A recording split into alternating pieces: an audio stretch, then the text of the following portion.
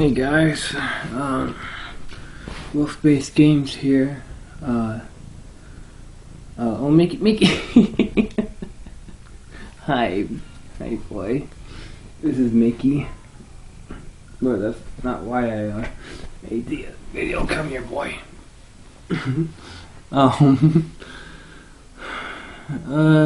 Today is July 2nd, I believe. Yep, Thursday, July 2nd, 2020. Coronavirus is still kicking up again, unfortunately. But just wanted to make this video because I'm sure you guys have heard in my streams talk off and on about me shipping out for the Navy. Well, I left on May 21st. Got into 2 weeks of quarantine, but before I left, I was dealing with depression and stuff like that. It was very low, but it was due to the fact my mom's been cheating on my dad since September, and for no reason, too. So, but it hurt me a lot to see my dad upset and hurting by this, and it also hurt me personally because I used to trust my mom a lot. And I was very close to her and had developed a really good relationship with her over the past couple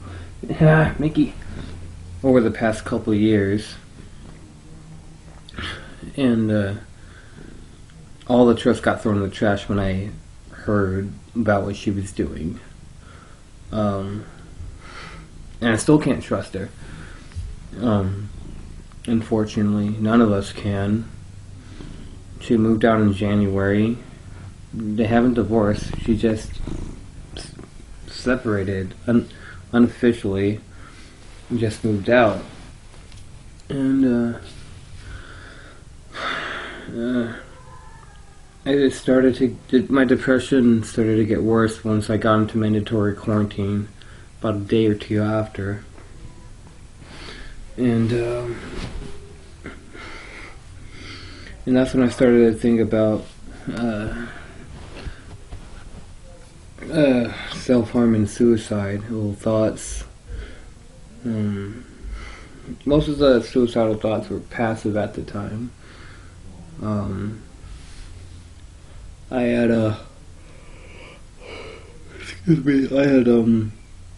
dealt with it once before, back when I was 15, for an entirely different reason. I had recently gotten into My Little Pony Friendship is Magic at the time, when I was 15.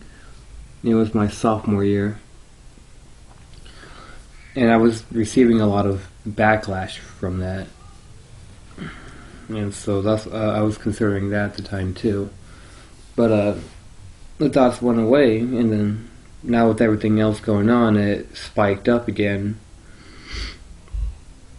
And so it was pretty hard during my 2 weeks of quarantine. And then I get to basic training on June 4th. Otherwise known as boot camp at the Great Lakes Naval Training Base in Waukegan, Illinois, north of Chicago. And I was tired as hell. I was tired, extremely tired, and I didn't sleep at all through the first 2 days. Well, I didn't get to sleep till the second night. I was tired, and then I started thinking more about what was going on. It got progressively worse. My thoughts of depression and suicide, because I was constantly thinking about the situation with my mom and dad, and what my mom's doing to my dad and me and my entire family. And I couldn't concentrate on anything. Listening to instructions was hard for me. I asked questions a lot more than I should have. Get off my laptop, Oliver. Sorry. I couldn't concentrate. I couldn't. I know they said to leave, they said to leave personal problems out. I was training and forget about him, but I couldn't. I cared too much about my dad and how bad he was hurting, and my whole family and how bad they were hurting. And there was me personally. And so once I had for the first time, and I hurt myself. Just made a couple marks, small marks, with the flat point of a pen.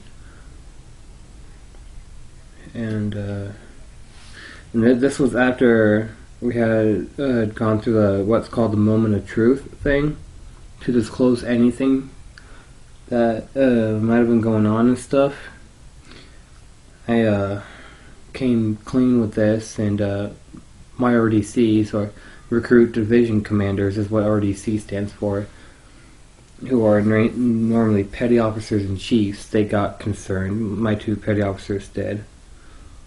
I told them they were mainly passive, suicidal thoughts, but still had me get checked out. I went to the REU at the USS Tranquility. They had each building labeled as a ship, so we called them ships. And the medical ship was called the USS Tranquility. Anyways, so I went there and then talked to the doctor, and then he sent me back with only a piece of paper, which wasn't exactly what my petty officers were expecting. And they're like, you need to go back again. And so 3 days later, since I had gone there on the Friday, I had to wait the weekend. And I went back on Monday, on Monday the 8th. And it was on that day I decided, well, they had recommended it, but also made it an option to get separated, which means processed out of the Navy and not complete training. And I had agreed to that because I couldn't do this. I couldn't do about 5-6 weeks of basic training. Well, it's constantly on my mind. Normally basic is 8 weeks, but with the whole COVID-19 stuff, they narrowed it down to 6 at the camp. Technically it was still 8, but the first 2 were in a quarantine and very, very loose training at that. We hardly had any at the place we stayed, which was actually the Great Wolf Lodge in Purdue, Illinois. But anyways, I couldn't do it, so I said, yeah, I want to get separated. I came back to my division at Ship 1, the USS Pearl Harbor, and got all my stuff together. And then I went to Ship 5, the Theodore Roosevelt, where I stayed for basically exactly 3 weeks. I left on my 22nd day, on the morning of my 22nd day. But technically I count that I been there for 21. I was there for 21 full days, but 22 in all, if that makes sense. During that time, I had hurt myself 2 more times. The first or the second time, because this is technically the second time, I had pushed out a little lead from a mechanical pencil, and carved an X that looks more like a cross on the right side of my left wrist. And a couple days after, on my 23rd birthday of all days, on June 11th, I did it to myself again. And I used the flat point of the ballpoint pen again, and I carved a bigger X center on my left wrist. And that was for a number of reasons, just aside from everything that was going on here at home. I had 4 medical shots that day. one on this arm and then two on this arm.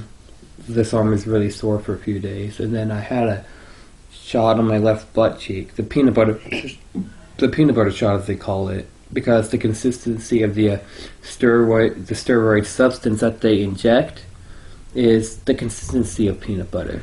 It was really weird, and it was uncomfortable too, but it wasn't as sore as this arm. I'm sorry, I'm itchy. So it was that I was sore and in pain, and then on top of that, I couldn't call my family on my birthday, even though it was on a day that we were allowed to call, because it was Thursday. Because we were allowed calls on Tuesdays and Thursdays, especially since it was those days that we were that everyone took a trip to NEX, or the Navy Exchange, as it's normally called. But I was very upset about it and depressed.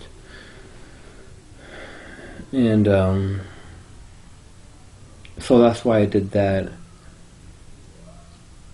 And actually, I don't mind showing you guys. I don't know if you can really see. Okay, you can't. Yeah, so there's that, and then you can't really. I'm sorry. I tried my best to show you. You can see the big one, and then the other marks, and then the X's. The cross-like X is over here. Anyways, thankfully that was the last time I hurt myself. I came clean about it to a guy I ended up getting pretty close to in separations the day after. He was actually the first guy who greeted me. His name was Duckett, but that was his last name. I don't know his first name. We called everyone each other by our last names because that's the military. It's not just the Navy, it's any faction really. Anyways, told Duckett about it, and he asked me if I wanted him to tell the petty officer in charge about it, and I said yes, because it needs to be brought to light. So I told the petty officer about it, and well, he did, and then he told me to expect to be called to the fishbowl shortly after, so the petty officer could talk to me. Now, if you those who are wondering what the fishbowl is, the fishbowl is it's a term they use to call the office in the compartment that we stayed in. That's the term they use to call the office in any compartment of any building that recruits stayed in. I know it's weird. Military language and stuff and terminology. Military terminology is a little weird, especially in the Navy. But anyways, I talked to him about it, said I haven't done since yesterday. Well, that's what I said in the conversation. Yesterday meaning the 11th, because on that day it was the 12th. Told him I had already promised to Duckett made me promise to not do it again. I agreed, and I worked hard to keep that promise. In the following week, on Wednesday, when we were cleaning up our compartment, as punishment for having done graffiti in the in the male's bathroom on the first floor of the building, we had to clean our compartment and then also clean all the graffiti in those stalls of the bathroom on the first floor, even though most of us weren't around or didn't do that. I don't know. Anyways, that's besides the point. We were doing this, and I was thinking about a call I had done with my mom the day before, because we went to the Navy Exchange, and I called my mom for the first time in a month. Shut up, Oliver. I'll let you out soon. Anyways. It was not good for the most part. She had said that my dad's done nothing wrong, because I said, Dad's done nothing wrong. And she's like, yeah, he's done nothing wrong. I asked her with tears in my eyes, and why did you do this? Why did you leave us? And, alright, hang on, I gotta go let him out. Oliver, come here. Come here, you big butt. Go out. I apologize for that. Anyways, I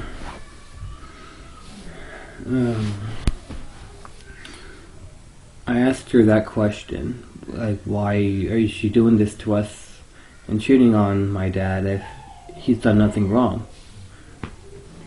She paused for a minute and then completely dodged the question, saying, I've loved you, I've always loved you, and that will never change. And I said, if you loved us, you wouldn't be doing this.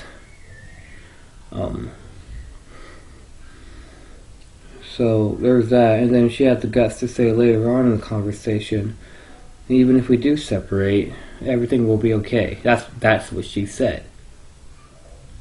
And that made me upset. I'm like, no, it won't. And I was thinking about that specific phrase the day after on the Wednesday. And that was really hurting me a lot. I wasn't able to sit down and draw or write at the time because by that time I had coping skills or stuff to help me cope and distract me from hurting myself again. Writing and drawing helped me out a lot. That's what I mainly did. Ouch. But I wasn't able to do that at the time because we had to clean. And I started to shake a little bit, and I was starting to get the thoughts of self-harming myself again and hurting myself and suicide and whatnot. So I'm like, I'm about to have a mental breakdown in the whole compartment in front of everyone, in front of all the recruits. I need to talk to petty officer right now. Like, it was getting to the point where it was urgent. And so I walked up to the petty officer. I'm like, hey, petty officer, we need to talk. And this was one of the nicest, most caring petty officers I had ever talked to. Petty Officer Walker has this, he had this mustache. Here, yeah. I can still remember his face too. He only got stern and angry when he needed to. He treated us like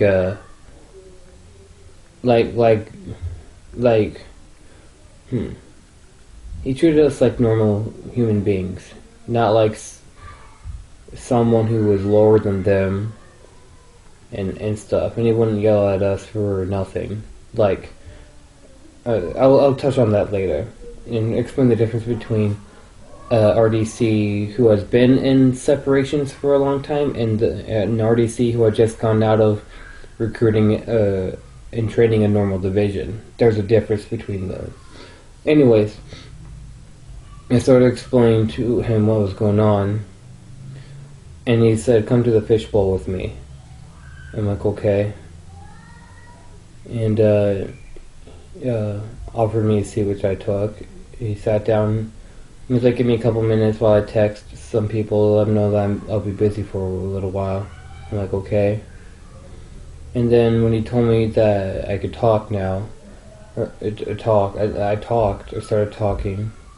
And within seconds after talking, I lost it. I ended up having the mental breakdown in front of him. Which honestly, it was still embarrassing, but not as embarrassing as it would have been if I broke down in front of all the recruits in the middle of the big compartment. I cried for a good 96% of the whole conversation. And he just sat there and he listened. He had set aside all of his paperwork that he needed to work on just so I can talk to him and so he can help me out, which made me really happy, and I really appreciated that. That gave me a level of respect for him. Of course, I respected all my RDCs, whether they were buttheads or not, you know. You still have to respect the authority above you, you know, in anything, not just the military, at any job, or even your parents, you know. So, long story short about that, he willingly listened, but there did come a point when we did have to politely tell me that, you know, he did have paperwork he needed to work on, and but he had given me some good advice and had told me to continue, doing the stuff that I was doing to cope, and with everything. And I had promised him then that I wouldn't continue to harm myself. And by that time, I hadn't harmed myself at all since I promised to duck it on the 12th. And so that was good. I ended up holding that promise close to my heart throughout the remaining days at separations. And my patience had paid off. Throughout the whole time, I had prayed and hoped that I would be back before on my little niece's 3rd birthday. And Amelia, or Mia as we called her, was turning 3 on June 30th. That following week, because that was when I talked to Petty Officer, it was technically, I think it was week 2, yeah. And I don't know what's going on downstairs. Anyways, the following week on that Tuesday, I had gotten my departure date, and this was the day after I had ADSETs, or administrative separations, which is the last thing you need to do before you get your departure date. I had talked to some recruits, including a really awesome recruit, Bowie, spelled B-U-Y. I was talking to him that Tuesday evening, hoping that I would get my departure date that evening. Later that evening, I did. And because that's on the day, a week from the date that we get our departure date, we leave. And exactly a week from the day I got my departure date was Mia's 3rd birthday. I ended up crying, tears of joy, because it was an answer to prayer for me. And but during that last week, I was struggling with everything. Everything did not just go away once I got my departure date. It's the reason why I'm leaving, or why I left. I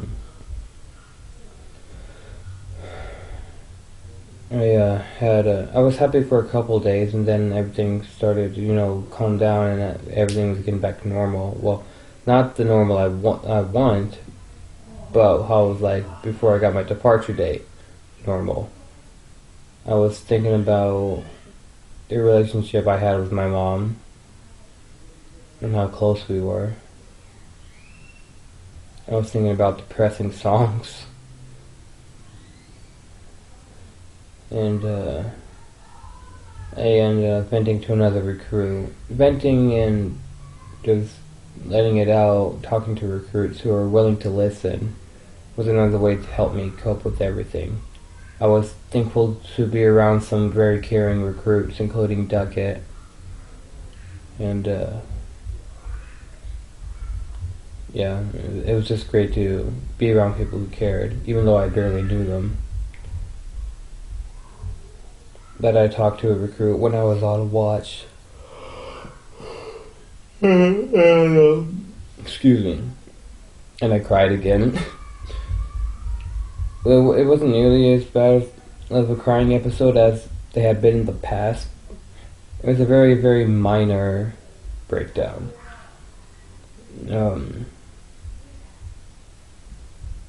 It's still hard to think about sometimes too. Because it's still going on. My mom, that has come from my dad, she's still acting like a teenager. And I could add on to that a little bit. She's treating it like it's a normal relationship, unless she could just bounce from one guy to another like a typical girl will do in high school.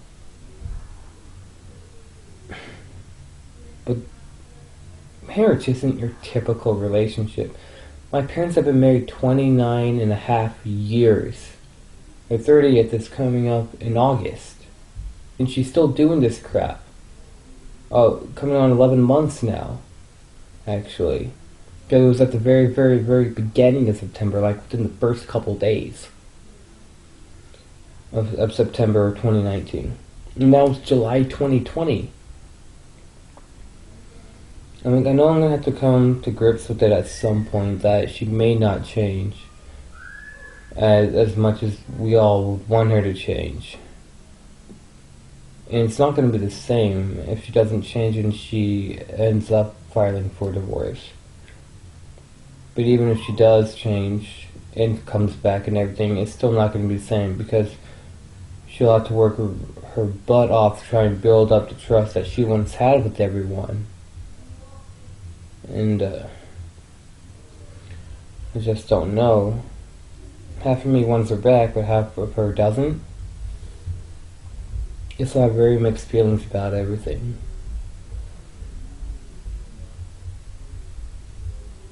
So yeah, but I rambled on a little longer, and I'm sorry if I bored you guys to death. But I just thought I'd share that with you guys and explain why I'm back. And hopefully I'll start releasing game videos again soon, once everything with me calms down and I get situated a little bit more. I don't have my PS4 up here right now, because the more I'm alone, the harder the worse it might get.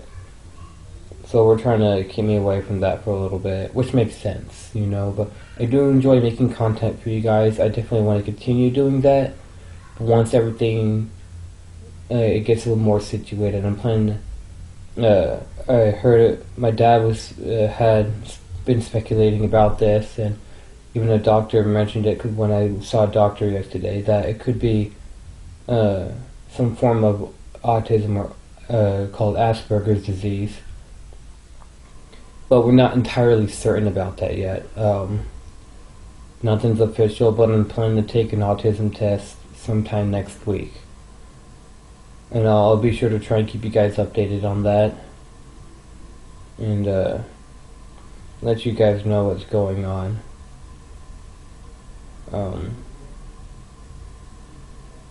So yeah, I thought I'd let you all know and everything, but if you guys stay tuned to the very end, all the way through this whole video, I just want to say thank you for that, and that you guys actually took the time to listen and everything, because it shows that you guys cared, which means a lot to me.